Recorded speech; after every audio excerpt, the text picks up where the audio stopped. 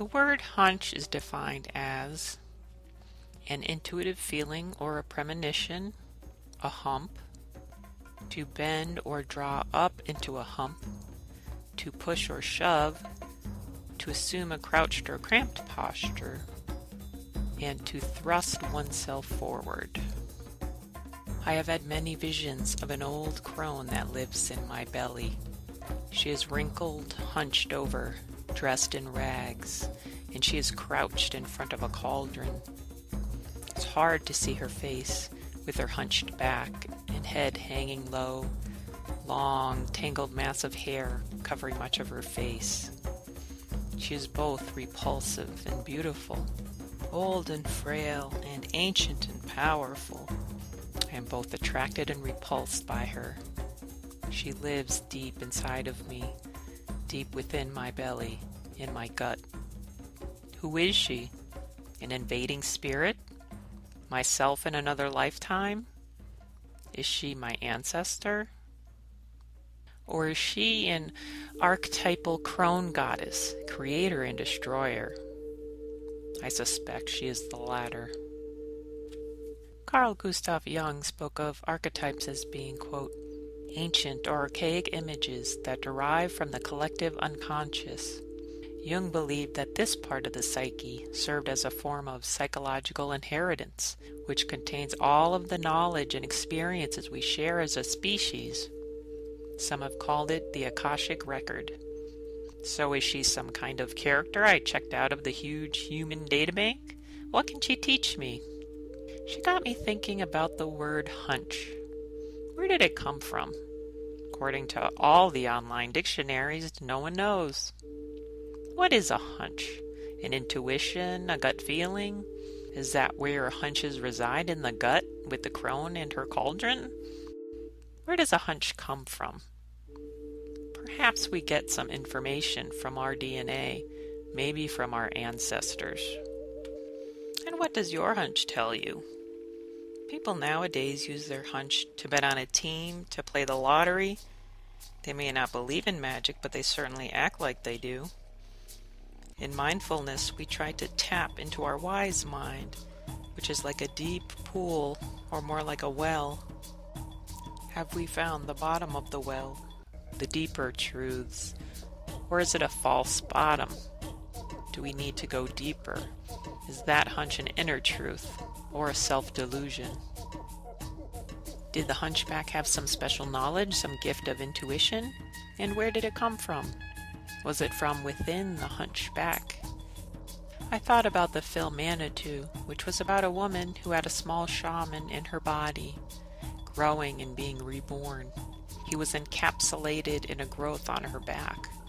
She consulted with the medicine man in order to get rid of it, to cast it out. What was the meaning of that story? Was it because the hunchback was cast out and distanced from the village because of his disability? Is that how he gathered the knowledge which was then transmitted through his DNA? Rather than dealing with the daily happenings in a village, interacting with others, being cast out put one closer to nature. And your mind was now free to interact with and observe the natural world, to reflect on it, to go inside, to commune with your own DNA. To hunch over is to look closely, to examine. Would you then see more, gain some special knowledge? Did inheritance of some disability or oddity give you special knowledge? According to anthropologists, shaman typically had either a deformity or had suffered a severe injury.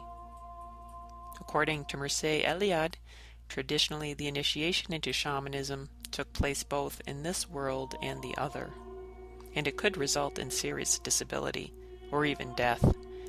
Sometimes the shaman underwent a symbolic death with visions of dismemberment and then being reassembled, sometimes with objects inserted within the flesh or replacing pieces of the body. A shaman is a wounded healer. It seems that this is a requirement for the spiritual journey, for the vision quest. Is this wound where the intuition lies? I am a wounded healer. I started studying shamanism seriously about 2006. Began with seeing a webpage of shaman elder Maggie Walls. She had posted, "Signs you are being called to your shamanic roots," and I deeply identified with them all, especially the strange medical problems and doctors not being able to find the cause. I had been having inexplicable medical problems for a few years and was very close to giving up on Western medicine. Oh, and I was working in a healing profession. I studied under this shaman for a year and a half, and during my studies, I suffered from 3 potentially lethal illnesses and came close to death twice. At my bedside, I was visited by visions of a white wolf, a bear, and even a rotting corpse. I had visions of an old Western saloon on Speedway where my apartment building now stood, among many others. I went through a vision quest and an initiation into the other world where insects devoured my flesh until nothing was left but the bones.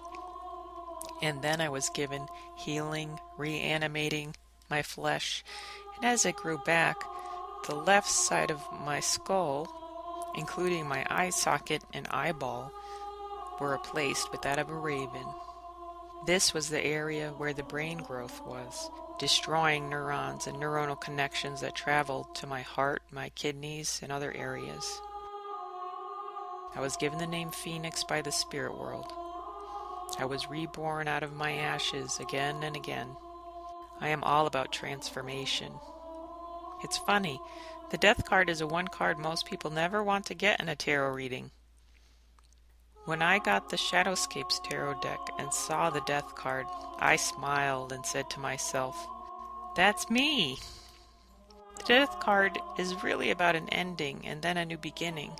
So don't fear death, it's a transformation. And with every ending, there is a new beginning. Think about all the really wonderful people you'll get to meet.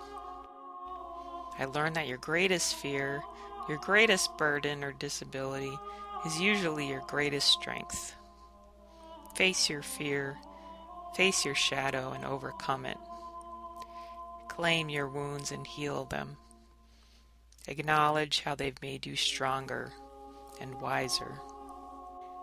In The Power of Myth, Joseph Campbell talked about how the stories and archetypes of Christianity influenced societal thinking, turning man against nature, while the shamanic tradition of the Native Americans and their myths led to cooperation and communion with nature.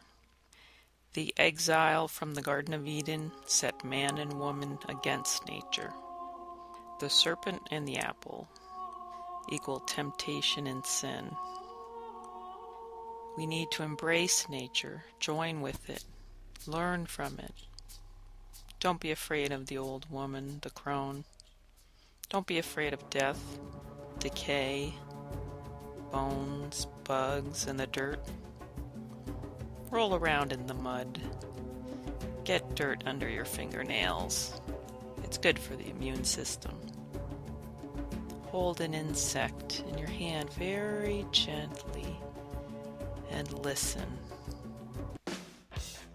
The latest Grace Potter video drew me in. It held some universal truth. It evoked something deep within.